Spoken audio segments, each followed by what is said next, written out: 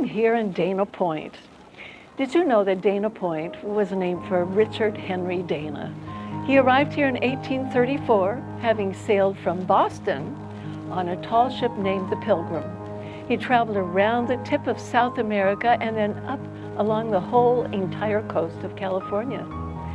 And he called this area, Dana Point, the only romantic spot. Well, he also wrote a book about his 2-year experience called 2 Years Before the Mast.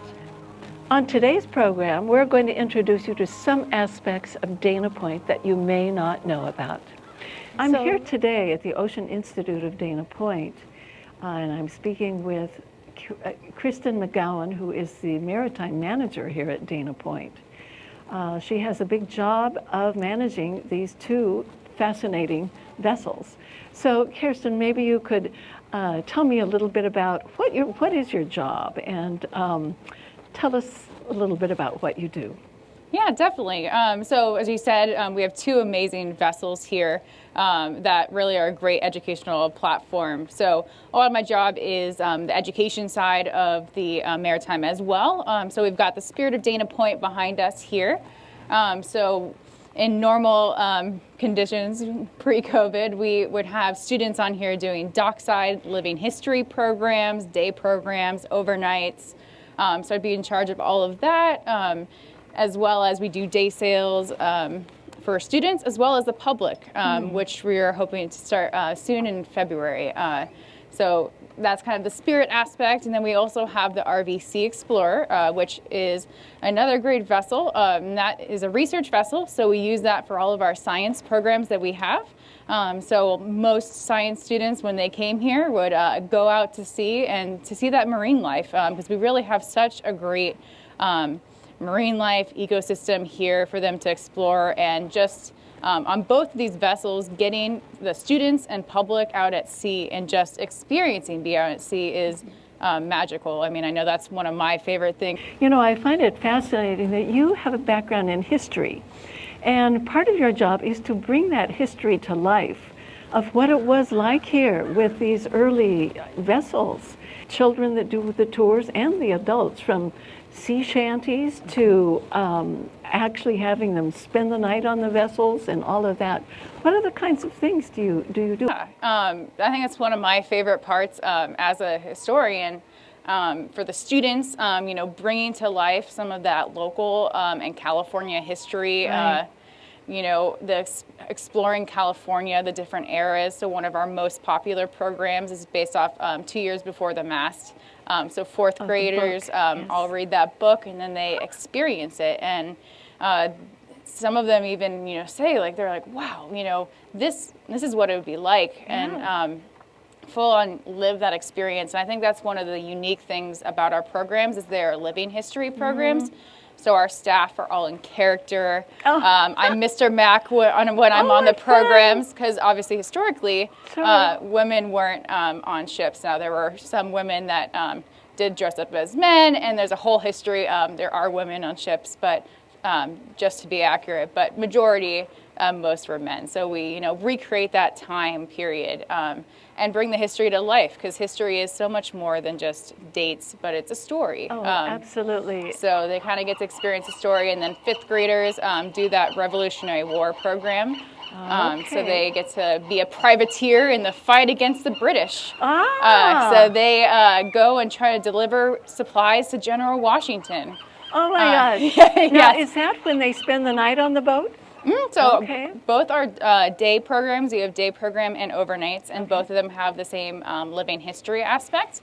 The overnights just go even into more depth, and they have that night watch. You know, you're talking about waking up at 3 a.m. Oh, that was my grandson when he was in the 5th grade. Yes, he spent the night on the Pilgrim, and he got the 3 a.m. watch, and he will never forget that, I can tell you. Yep, and we've even had adults and public that come visit us that have spent the night on the boat, and they bring their kids back, which is neat. Tell them about that experience, and then they can have it on their own as well. But there's so many details that really help to bring it to life. I'm sure the what they eat, the kind of food they eat. You sing sea shanties. Oh, yes. You do all sorts of fun things. It is a fabulous, fabulous opportunity for kids and adults. I understand the spirit of Dana Point here has quite an interesting history. Can you tell us a little bit about that? Yes. Spirit has quite a unique history, kind of a good local history. So if some of you have been around in the 70s and you heard of this crazy guy building a boat in his yard that was the Spirit. So Dennis Holland, he's not crazy, he was actually an amazing person. I met him and his family, and they are just amazing people. But, you know, his neighbors probably weren't too happy with him. But he was a shipbuilder, and he built this. He got the plans, built it all in his yard. Now, this was not an experiment. He obviously has done this before. He knew what he was doing. He's built other ships. And how long did it take him to build it? It took him 13 years to build it. Kristen, tell me a little bit more about the research vessel and what goes on there. Yeah, so the RVC Explorer, our research vessel, is really quite an amazing boat. So it's, as a research vessel, we have a lot of different tools that kind of help us to engage with the public. We do some of this on our public trips, as well as school groups as well. We do mud grabs, so we go out and we drop into the ocean and pick up mud, and the kids get to actually sift through the mud and see what they can identify from the bottom and what we can learn about the local environment. Well, I thank you so much for taking the time to fill us in on what you do, and this is a fabulous place. I hope our viewers will take advantage of it and head down here to... Welcome to another segment of Beyond the Gates. I'm Bill, and I'm here with Elaine, and we are here at the Dana Point Interpretive Center. And just a real quick personal note, it was about 20 years ago, the late 90s, and my wife and I traveled here from New Jersey and came to this point, looked out over here and said, this is a great place to live. And Elaine, you know that. Yes. Just the trails that are here, just an easy walking trip from, Laguna Woods is just a phenomenal place to come walk. I mean, are these trails associated with many other trails around? They're not connected, but Orange County does have trails everywhere, everywhere. Every town you could go to, you'll find trails for sure. But from the interpretive center here, you can get to the many trails that say around Dana Point, easily get to. Yes. Was this trail around the center here a part of a reserve system within California? Yes, it's actually a nonprofit organization called the CNLM, the Center for the Natural Land Management, and they own 29 acres here, which is now reserved. It cannot be built on. And they were endowed by a very generous philanthropist. And it is in perpetuity. This will be maintained. So nothing will be built on these headlands at all. Isn't that part of a whole land management system of the coast of California? Is it included in that? They do own property in other areas, yes, but it is a nonprofit organization. It's not the actual state. Now, I mean, you can come up here and do these trails. You can't come up here at night. I mean, it's pretty much closed at night. Right, it's closed at sunset, yes. Now, if somebody wanted to find out exactly where the trails were here in the area, can they go to a website? Yeah, I would suggest go to the Dana Point website, and you'll get a lot of information about what's available here in Dana Point. And of course, Orange County has all kinds of trails everywhere. A lot of them are along the coast. The elephant here is new. Do you know what the name of the elephant is? I don't know the name of it, but I do know that several years ago, Dana Point had an elephant season, so to speak, and there were elephants that were designed and painted by local artists that were located all over the city. And here and there, everywhere you went, you would see an elephant. And I guess this is one of the ones that came from that exhibit. Okay. Obviously, there's some restrictions with COVID now. Yes, there are. Is this trail that we're standing, is this open? It's open, however, what they have changed is the protocol as far as direction. It only goes in one direction, similar to the way they've done that in grocery stores for a Sure, while, yeah. and other trails that I go on.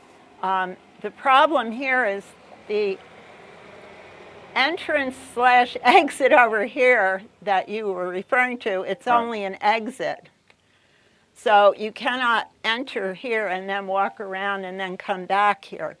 The entrance is way further away and not even on this particular property. It's down Yeah. by the beach down there. Yeah, isn't it? it's probably in the other part of this area, the Strand area. Okay, but I mean, once COVID is finished, that you can park here, because I mean, that's why I've done this trail Yeah. several times. You can park up here by I'm going to call it the Reserve Center, but it's the Interpretive Center, and then you can just Yes. walk through here, Yeah. which is, so just keep an eye on the websites, and you'll be able to find out when exactly the trails are open fully. Now, we're going to go see some other interesting parts of this system, aren't we? Oh, welcome back. Elaine and I just hoofed it down from the Interpretive Center. It's really not that bit of a walk. But where are we standing here? I mean, this harbor is Dana Point Harbor, but what is this? What is this where we're standing? Yeah, what well, is- we just have a really good view from this outlook onto the harbor for sure. And the trail that goes adjacent here is the Harbor Point Trail? Yes, it is, yes. Okay. Now, the harbor hasn't always been here. I That's mean, right. when was this developed?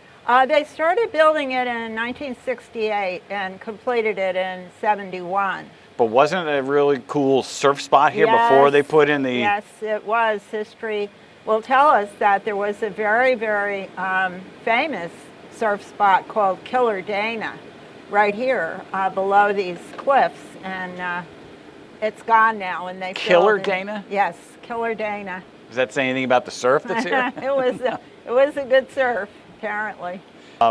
Let's take a walk on the trail now and take a Sure. look at some of the interesting points. Sure. Elaine and I have come further down now, the Harbor Point Trail, and it's by the history plaque. I mean, how much do you know about the history of Dana Point Harbor, the whole area? Well, the whole history is based on a book that was written by Richard Henry Dana in 1920s. I mean, the 1820s, 1830s, when he was out here on a ship from Boston. And at that time, there was nothing here. But he did mention the headlands where we are standing now when he came to Well, when this you say there's area. nothing here, I mean, where there It orange was groves. all no. Well, not even that yet. No, it was all ranches. It was Okay. all ranches. And they were coming here to get the hides from the animals, Okay. the animal hides. This was all developed in, 68 to 71. I mean, and there's a beach over here. And now let's go see what Susan has to talk about today. I'm here today at the Ocean Institute at Dana Point, and with me here today is Jessica Brasher, who is Director of Animal Husbandry. Jessica, welcome. We're so happy to have you with us today. Oh, thank you so much for having us. Well, I'm just stunned to see what is going on here. There is so much. I'm remembering when I first moved to this area about 10 years ago, and I'd heard of the Ocean Institute, and I thought, what is that? Is that an aquarium, or what is it? But anyway, it is much, much more than anyone would ever have guessed. And Jessica, I hope you can tell me a little bit about what is the purpose of the Institute here, the Ocean Institute. Absolutely. So you are kind of on point. We are somewhat of an aquarium, but as you said, we are so much more. The Ocean Institute's main goal is to educate students about the ocean. Actually, our mission statement is using the ocean as our classroom. We inspire children to learn. However, we take that a little bit further, and we also offer programs for the public. We do distinguished speaker series, concert series here on site. Our whole goal is to encourage ocean literacy, to help inspire people to better take care and be better stewards of our local ecosystems. Now, during non-COVID times, this is a packed place. There's so many things going on, as you say, with children and adults and so much more. So how are you coping with all of this during COVID? Is any of it open? So typically we have school programs here, but with schools being off-site and mostly being virtual, we've had to shift and adapt. We're very fortunate that we have so many different things to offer both students and the public here. So we've been able to convert some of those to outside activities. We've been calling it our inside out. We've been taking some of the things that we'd be normally doing inside our labs, bringing them outside in a safe environment. So that's included outdoor squid dissections. It's included tide pool hikes and explorations, geology tours, kayak tours of our harbor. And that's just only building and growing more as we're able to open up and offer more. Our website's constantly updating. Who knew? That is so much that people can choose from, can participate in now, when the times when we're all supposed to be laying low. Absolutely. Right? And tell me a little bit about your the funding. How is the Ocean Institute funded? So the Ocean Institute, we are very, very fortunate to have a lot of people that believe in our mission. So we have a lot of donor support. We also utilize grant support that can help some of the students who might be from schools that don't have the funding to send them on a field trip and get those students down here to the ocean, sometimes to see the ocean for their very first time. Our volunteers make up a huge factor of our Ocean Institute workforce here too. So we have a huge team of very, very dedicated people that are able to come in and help us do woodworking on our tall ships, help us take care of the animals and clean tanks, help us educate the kids. And that is another huge source for us too. Students living in the area in Dana Point, the Ocean Institute is a huge part of their education for kids growing up in this area. I mean, I do remember they would have, the fifth graders would have a sleepover on the tall ship, and you still do have sleepovers and educational programs for local students in your amazing array of buildings here. Okay. Not only do you have this wide variety of programs for children, for schools, for adults, but you also have 2 research ships. Is that correct? So we have 2 vessels located right here on our dock, our Maddie James Seaside Learning Center. So we have our research vessel, we call it the RVC Explorer, and then we also have our historic tall ship, which is the Spirit of Dana Point. Both of those are used for students and used in a lot of different ways. So through our maritime history programs, we're able to kind of bring living history to these students. They get to take a step into the role of a Revolutionary War sailor, take a step into the role of Richard Henry Dana, who came to Dana Point to participate in the cattle hide trade, and get to learn through experiencing, get to haul lines, get to get salt air on them. It's such a cool experience. And then through our research vessel, students actually get to go out. They take their own plankton samples. They look under the microscope. And all of these things we also offer to the public when we do public cruises. You do public cruises, and you do charge for them. Correct. And there you have the people that lead the cruises. Then are they marine biologists, or who are these people? So the staff that lead these cruises are knowledgeable docents that work here at the Ocean Institute. So all of these people have gotten extensive training on marine mammals, on how to identify our local seabirds, and they are just amazing at being able to spot and predict when whales are going to pop up off of our coast. A lot of our staff here have advanced degrees in different marine science fields. We also have some staff that tend to focus a little bit more on history and museum curator studies. So there's a little something for everybody, and everybody's kind of been able to find a niche that perfectly fits those interests. What a rich offering you have to share with everyone. Fascinating, what do I call them? You have some fascinating specimens in there. Sharks and much, much more. My favorite, of course, was the octopus. Mine too. I had no idea an octopus could fit through such a small, say that again. Octopuses can fit through, what's the size of the diameter of a For what they can fit through. So Yes. our octopus, our local species that we have here at the facility is a 2-spot octopus. And a 2-spot octopus has only one hard part on their body. Actually, any octopus has only one hard part on their body, and that is their beak. And that's located right in the center of all those arms. That's their beak. It looks like a little bird beak too, but it's the only hard part on their body, and it's about the size of the eye of the octopus. So for a good kind of barometer, if you look at the eye of the octopus, they can fit through anything bigger than the size of their beak, and their eye is going to be about that same size. So our 2-spot octopus's eye is about the size of a pea.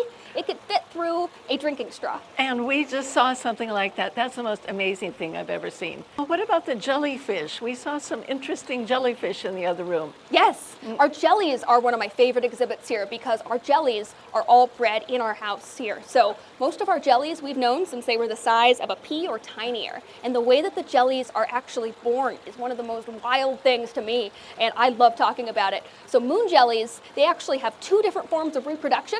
So a moon jelly, like you're used to seeing, the ones that are free swimming, actually broadcast spawn. So they release a whole bunch of eggs into the ocean, and that's about as much maternal care as they get because there's no brain. Hopefully one of those eggs gets fertilized. It'll settle down to the bottom of the ocean. It'll attach onto something at the bottom, and it grows into something that looks like a tiny flower.